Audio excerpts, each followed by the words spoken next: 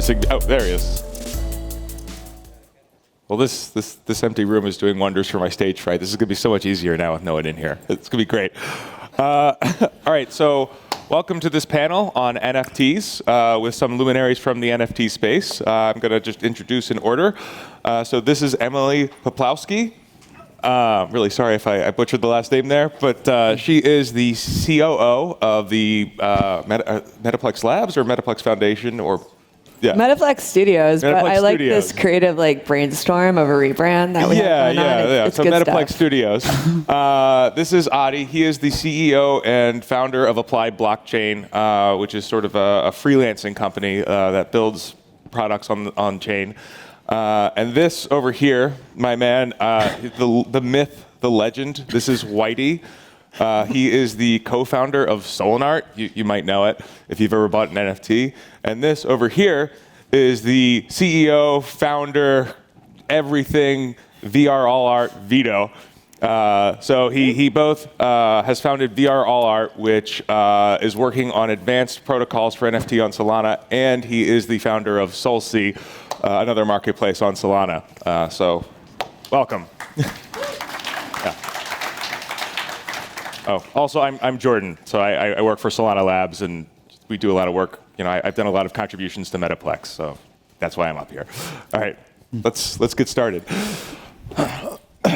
Okay, so I think it would be good to start sort of looking back at the past, right, before we move forward. So what Solana NFT projects, what Solana NFT projects are there that we could learn the most from? I'm thinking, things didn't go as well, or someone tried something new, and we sort of learned a new thing about how people behave in the NFT ecosystem from it. Yeah, so first of all, shout out to Jordan and Bartos. You guys kind of started the whole Metaplex thing. So I want to take this moment and tell you guys, I think of you guys as my meta dads. It's hard. Yeah. But yeah, so NFTs, they're forms of digital ownership, but the trend that we're seeing goes beyond that now. It's like, here's my NFT, and this is a demarcation of who I am, what communities I belong into. So really what we're aping into is a digital identity that we ourselves control. And I think that's really important to maintain that spirit. I have pulled up on my phone, and we can look at it later, but Facebook, they trademarked the word meta, and we can hear about their ideas of that digital ownership. So going back and talking very humorously about things that haven't gone right or haven't gone as expected is sort of the features that you worked on, Jordan, with Candy Machine and Fair Launch, where folks are dropping 10,000 NFT profile pictures. And again, these are early experimentations with digital identity, and bots are taking advantage of it. So with Fair Launch, it's gotten a lot better, and it's harder now for bots to swoop up all the NFTs. Still not impossible, but basically humans and bots have the same chance of getting an NFT. So I think in terms of growing this thing to the moon, which we're all here to do today, and reaching the mainstream audiences, it's all going to be about safety and security, and that's the hard work I've signed up to do today. Awesome. Who's next? Adi? Whitey? I don't know. Yeah. Do you wanna? No. Vito. Looking at me. I know you got an opinion. Okay. No, you asked the question how it all started, right? Like what NFT projects have taught you interesting lessons, and what are those lessons? No, I want to tell you a bit about history. Mm-hmm. We've been involved in the art market and the blockchain industry since 2017, basically. And the hype word in the art market at that time was blockchain, not NFTs, right? And everybody was talking about provenance on chain, like tracking the ownership on chain and things like that. But the art market was not ready. Okay, they were like, but we don't want to track yet. We don't know how to implement this and that. And at that time, NFTs actually, they did exist, like the CryptoKitties and things, but it was not closely connected to the art market. But I can tell you what happened to us last year and then beginning of this year. So last year when COVID struck, VR Art is a platform, virtual reality platform for museums, galleries, collectors, and artists. And then everybody needed virtual exhibitions like right now. Like it was like not tomorrow, like do you have something today? And then it moved into the virtual arena, right? The kind of what we will expect to be the metaverses of the future. But then, beginning of this year, when the NFT boom happened, basically with sales of CryptoPunks, then the whole art market, all our clients on VRL Art started asking like, "Hey, can I get an NFT? Like, can I sell the NFT?" And then suddenly NFTs became a thing for the art market. So can you imagine, like in 2017, everybody propagating blockchain in the art market, and then only when the real sales of CryptoPunks actually happened is the moment of kind of realization that NFTs could bring something more to the whole world of art than just, like selling JPEGs, but we are still selling JPEGs. So I think that, and also an interesting note on actually what we've been all building in the last couple of months is that when we started all our protocol, one on Solana Hackathon, the second Solana Hackathon, and you started building Metaplex, that was kind of in a similar times. We thought that auctions will be the thing, right? Yeah, one-on-ones, one-on-ones, and then we built these auction things, and we were focusing on totally different things. Yeah, if I had only known, I would have just gone straight for Candy Machine. Exactly. Like DG Gens just want to drop it, just 10,000 in a row. I think that we cannot foresee the future. I mean, we don't know what people will really demand. Like, where will be this hotspot? Where's the party? That's what I was saying to the team a couple of months ago.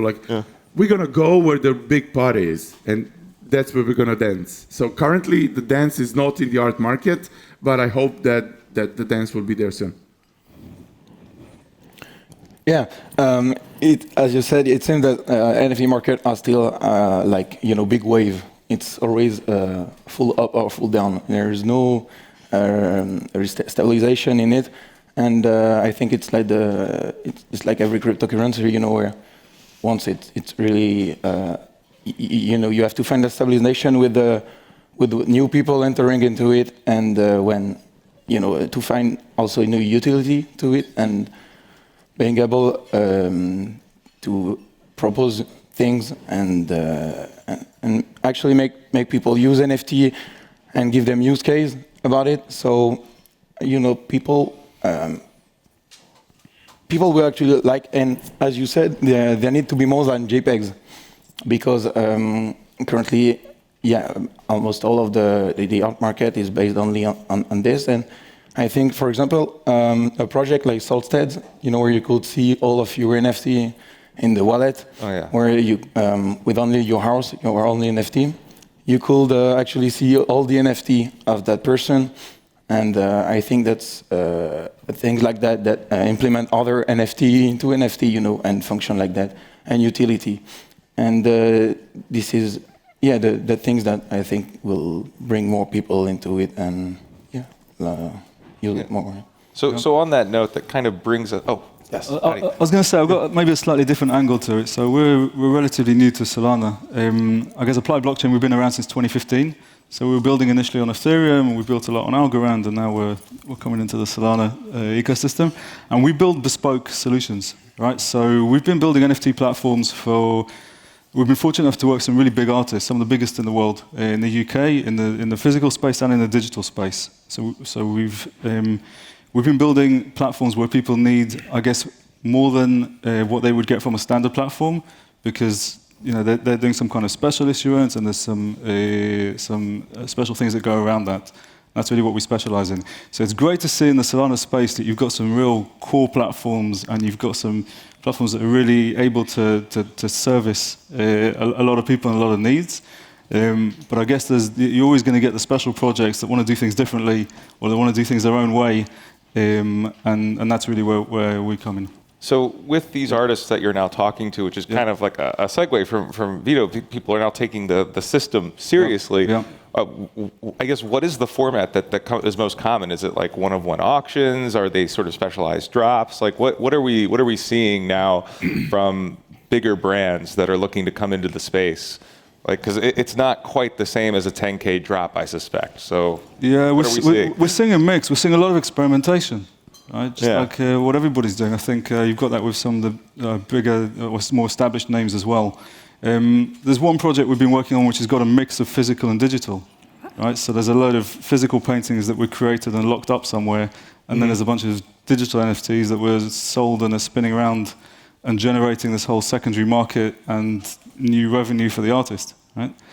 And in the digital space, with the high-value artists, we see really more sort of small drops, single drops, and kind of a bit more careful activity, I guess. Awesome. But we're going to see fractionalization. We're going to see a lot more things, right, from all these guys. Yeah. Actually, speaking of which, I saw the first ever fractionalization yesterday from the Fract crew. So it's now fractionalization with a K. Highly invite you all to check it out on Twitter. It's fantastic. But yeah, I guess in that vein of sort of new ideas, you are all very knowledgeable in the space. What do you think needs to be built next? Like, what is sort of the next wave of NFTs, and what tools need to be built to enable them? Yeah, so I actually have plotted out the growth of daily mints for the Solana ecosystem and also the growth of the Ethereum.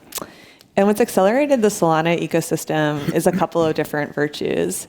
The first is this idea of digital identity and the projects associated with that. We saw with Degen Apes, that was a huge spike in terms of our growth. And then actually with Candy Machine, that spiked it as well. And then it's the question of now people have these NFTs, what are they doing? So in most recent months, whenever there's a launch of a new marketplace, or, for example, FTX's marketplace was huge. Phantom having NFTs available in their wallet was huge. We saw additional growth spikes.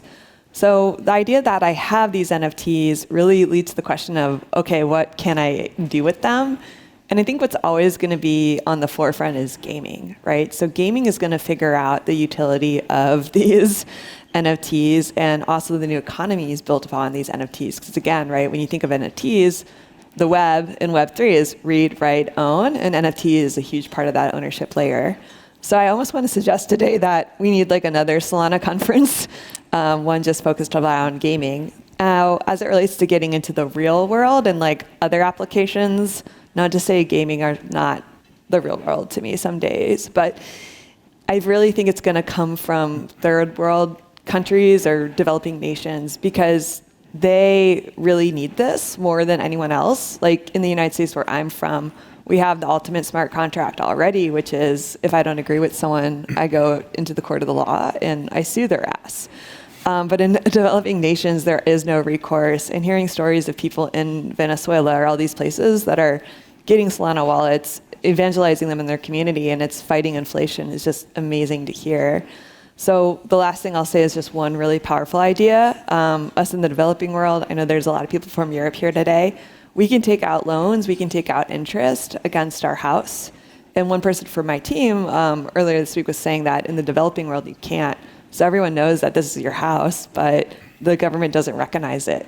So if that developing world was able to say, here's my house, it's an NFT, and we recognize it, then they could take out loans, start a business, and really grow their economies. So that's what gets me really excited. And I think we in the Solana ecosystem, as much as we are good at technology, we have to also be good at marketing and explaining people different ideas and use cases like that apply to their lives. I was going to add to that. I think that one of the next big steps in Solana, but also in the rest of the space, is the user experience. And with some of the drops we've been involved in, obviously we see a lot of activity from the crypto community, but we also got a lot of people drawn in from outside. And I can say that just dealing with family and friends and all the rest of it, I think that the wallets have come a long way and the platforms have come a long way, right, since we've been working on it, and they're much smoother now than they used to be. But for somebody just coming in cold, it's still really hard. I have to get on calls and I have to explain things to people. I have to see their screen, and it's just really hard, right? There's still a lot of friction there. Oh, yeah. and I think that's the thing we need to conquer. Personally, I think that the next big step in NFT will be to adding more liquidity to it. Because currently, basically, you can enter the market pretty easily. Like you just buy one at the floor. But when you want to sell, if you want to sell fast, the only way that you have is having a bid already that you want to sell at that price, or selling below the floor and actually even have to wait for someone to buy your NFT. So I think that a huge step will be to add liquidity so people could exit more easily, and yeah, it will maybe hold the floor way more, and the price will be much appreciated thanks to this. So this is something that we'd like to work on it and add it to our marketplace. Yeah. Let me tell you what you just said, to reference what you just said. When you said one word, recognize, like the NFT real estate to be recognized and then treated as real estate. This word recognize will take 10 to 20 years, at least, because governments need to understand, they need to apply, they need to change their systems, complete systems, in order for us to be able to recognize, something from the real world as an official, let's say, documentation or a standard in the digital world. So this transformation will take years, and we need to fight for it. They will not do it. So we need to get, people organized. We need to get, lobbying. We need to get people inside of the government institutions, literally inside us, to get these things first explained, user experiences, for, like old people that are working, like every day, maybe on their computers, just maybe, to get the NFTs where they belong to. That's the first thing. The second thing that when you said, like, what should we build next? I can tell you what we are building next together with you. Is standards for NFTs in different verticals. Because what is currently traded is like JPEGs with just the core metadata features.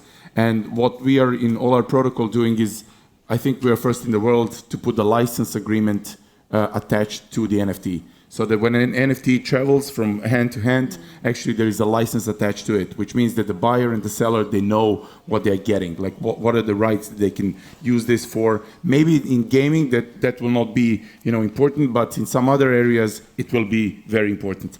And on top of that, we have like different verticals that are coming into the NFTs. They don't have the infrastructure needed to actually convert to NFTs, like music licenses that, like they treat NFTs differently than gaming or than, for example, film. So if we want to get, movie producers to come in and use NFTs as a funding mechanism, we need to build them the proper tools to do that. And of course, the standards to do that. So on topic of that, Jordan and the team here, we're planning some huge things. But I want to add one more thing on gaming, because as you said, gaming is big. We are proudly developed first Unity Solana wallet, I think, on Solana. And today, after this panel, I think at 12 o'clock, our colleague Vuk will guide you through how to implement Unity Solana wallet. But what is also interesting is that we now have NFTs implemented in Unity Solana wallet. So you will see that on stage here, how the game can interact with the NFTs directly in Unity. So I invite everybody to that. Yeah, it'd be quite cool. I guess on that front, so licensing is kind of an interesting thing to talk about here, right? Like, so right now on Metaplex and really NFTs generally, we just kind of implicitly assume, like, if you're holding the token, you kind of have either the rights to display it or you own the thing entirely. It's always implicit. There's no explicit, nothing's written down yet. So what do we start to do to start, I guess, to make these things more opinionated about what you could do with them, and also how do we enforce it? I think maybe you floated that conversation to me, but it was actually better answered by you guys in the Hacker House the other day on the brainstorm of how to extend the metadata standard. So as we understand the use cases and what people want to do with the NFTs, that is coming back to the metadata standard and really imagining it from the ground up and making it better. I know it's also kind of an uncomfortable word, but immutable are NFTs that can change, that have an application layer. I think the internet has always been read-write, and that's been really fun with some of the utilities. So we're going to see more of that for sure. But But yeah, I'd love for you guys to share the metadata standard and what you guys were talking about yesterday. Yeah. So I guess we'll just briefly go over it. Basically, the way that the Metaplex system is set up is that the metadata standard is meant to be extended, and it's extended through the concept of program-derived addresses. You use the Mint ID as the seed of your program address, and that is essentially what makes a metadata. But any additional accounts, you can still use the Mint ID as a seed, and you can either use a different program or a different string in the seed to sort of create a different address that is derived from the main program address. And this concept allows you to essentially decorate a mint with additional information. That's all metadata is it's decoration, and it's like layers of an onion. So we've built the first layer of the onion, and the idea is with VRL art, because they are sort of specialists in museum curation, art, music, because they understand the licensing needs, because Vito's just he's everywhere. Basically focusing on building different smart contracts that add different decoration for each major vertical. So every vertical has the same metadata at its core, same name, same symbol, same URI, but additional information is included in the vertical contracts that help them actually be useful in the real world. And so I'm excited to see Vito and other companies like his sort of pursue that, because that's how the standard grows. It's just extensions on top of extensions. You have onion layers. And it will make us different than Ethereum, for example. It will make the whole Solana ecosystem work better than, like what's happening on Ethereum. Yeah, I haven't seen what you're doing there, but if it's something that can be understood by a contract, by a smart contract, for example, and can be kind of decoded and verified on chain, then that would sound okay. If it's off-chain legal terms, that's quite tough, right? Because that takes out some of the fluidity and some of the liquidity even. Because what if I don't agree with some of those terms? I'm not going to purchase that now. We're going to negotiate the terms. Well, so that there's friction there. Yeah, that's how now we get into enforcement. Right. And this is kind of an interesting question. And user interfaces. Yeah. Because the first version, I'll tell you, like the first version that we built, you go and then you select different license rights, and then they're embedded on chain, right? But the process of selecting these rights is like you need a lawyer, basically. Yeah, and I remember that demo. Yeah, you remember. I was like, what the heck is going on? Yeah. And I was thinking when you were saying earlier about like what is does it give me the right to the JPEG and so on? I was thinking about our web address, right? So we've got applyblockchain.com. Now that doesn't give me any legal rights on the company, right? It doesn't even say necessarily that whoever's residing at applyblockchain.com represents the Apply Blockchain company, right? Yeah, you could be squatting. But it's a digital signal that does actually give me something, because we happen to have there's another company in the US that's trying to go around with the same name, and we've got the .com. So I think with the NFT, you've got something there that kind of gives you a digital handle on something, right? Which is meaningful in its own right. And it kind of needs, and I agree, it needs to all be on chain. And then also, it brings up the interesting idea of so it's on chain. You can still right click and save as, and obviously for a mortgage or a house deed that doesn't count, but for art, I've sort of been interested because people always ask me hey, this royalties thing that you've built, how does it enforce? It's really not. It's completely optional. But the secondaries choose to enforce it, and so sort of a question going forward. I think I'd be interested to hear your opinions on this. Do we seek to enforce more things like that, enforce the royalties at deeper levels, or do we kind of let it be based on, I don't know, a social contract, essentially, which is what's going on now? To what extent are we laissez-faire here? I think for the next growth spurt, we're going to have to get more audiences. We talked about UX, we talked about wallets, but I want to know, for a lot of artists entering the space, they need verification and they need these tools because it's their business. So I would argue it should be enforced, and that would get more of the general population involved. I can tell you war stories about verification. He's got stories. Adi, what do you think? Yeah. Sorry, I lost the thread. Oh, yeah. So sort of do we enforce things like royalties, license rights? Yeah. And if so, how? Right, so we get a lot of people coming to us asking, as I'm sure you all do, wanting to issue NFTs and artists and so on. There's a lot of assumptions people make that we then have to kind of give them the reality as we understand it. And one of them is the artists just assume that with the NFTs, they're automatically getting royalties for the lifetime of the NFT. And as you said, that's not the case. In most cases, it's optional. But I'm not sure it has to be optional. Right? I mean, I think it can be enforced. Yeah. And I think because the demand is there from the artists, then I think that probably is the way forward, because that's part of the attraction for them of the platform. What do you think, Whitey? Well, I think that the artist should ask for it, and actually the platform could do what the artist want to do actually. So because in blockchain and Web3, for example, where the community has the decision, and so we could just listen to what people want to do actually, and people who are listed on the marketplace decide for themselves basically what they want. Our goal is to provide tools for them and function and and all this kind of stuff, and so they just decide to use it or not. And some collection asked us to disable their royalties, and I think it's just about what the creators want exactly. I was going to add that I think one of the real fundamental attractions of the NFT is the liquidity, right? You can move around between marketplaces. Yes. Right? That's fundamental, that you're not stuck in one place, right? So I think the rules need to go with it. I think that's part of it.